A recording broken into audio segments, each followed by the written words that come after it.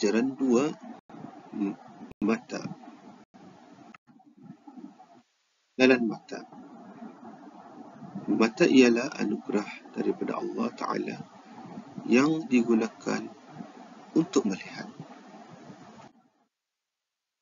Peranan mata antaranya: satu, melihat sesuatu yang terang atau yang gelap seperti siang dan malam. Dua, melihat perkara-perkara yang baik.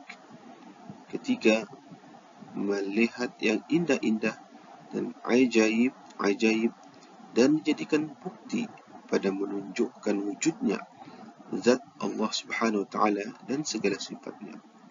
Dan yang keempat, mengulang kaji pelajaran dan membaca Al-Quran.